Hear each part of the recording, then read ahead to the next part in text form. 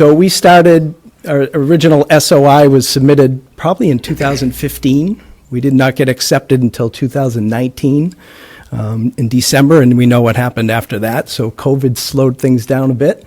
So we hired our OPM in 2021, worked through the first 4 steps here. We're in step 5. August 30th, the MSBA approved our scope and budget for our project. So we have 120 days to secure a vote to get that project moved forward. Finish, demolishing the old building and having the athletic fields finished, be 2028.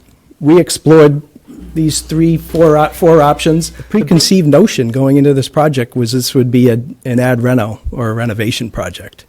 But when looking at the prices in these order of magnitude prices, the new construction really stood out. The amount of money that we would spend on an ad reno, and you'd still have a building that's in some forms 50 years old. So the final approved budget for the new construction, $285,992,692, with an MSBA grant of $82.7 million. When we looked at the cost savings and what it would cost for those renovation projects, this was determined to be the best value and our preferred option. The way this works, think of all 11 communities as one community. It's the folks that turn out to vote.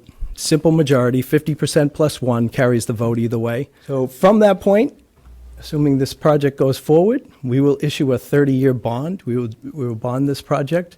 The debt repayment assessment to each community will be based on October 1st enrollment, and it will take place annually. In our district agreement, there is a 5 pupil minimum for a capital debt assessment. So currently Sherborne only has 1 student. They would be assessed for 5. And if you're looking at this, if you look at North Attleboro is about 26% of our student body. So in the debt structure, you would pay about 26%, but this would change based on your enrollment each October 1st. It's not fixed in time. This school, we went through an enrollment study with the MSBA. It's going to be built for 1,000 students, which is our current capacity. We're not changing that, and we're not changing the size of the building. This will impact our budget.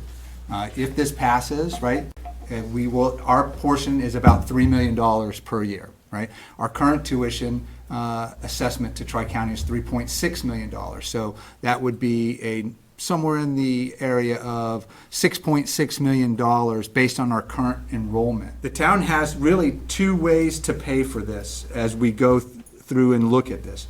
The first way is out of our general fund. Do we have the capacity in the current budget to be able to absorb $3 additional million to pay for this based on our current population?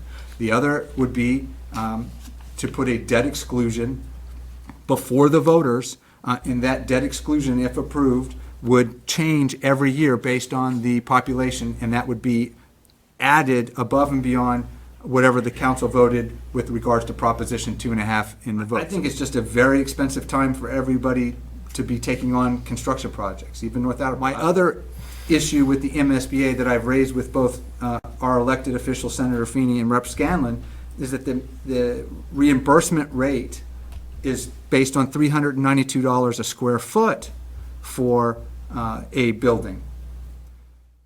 You saw on the slide there, the cost is going to be right at $811 a square foot.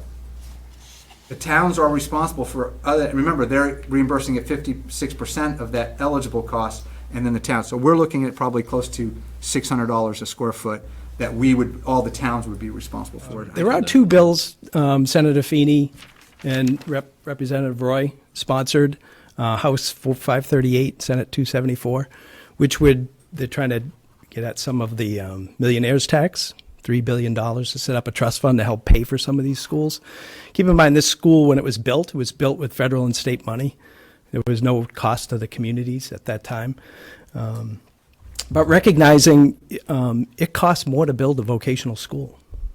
We have an auto tech shop that has lifts that you would see in a garage or in an auto technology shop anywhere. And they don't reimburse for that. We're getting the same reimbursement for our classrooms as you would get in a comprehensive school. So Mr. Borg highlighted that $811 per square foot to build, they're reimbursing at $392. So, reach out to your, senator and your representative and show support.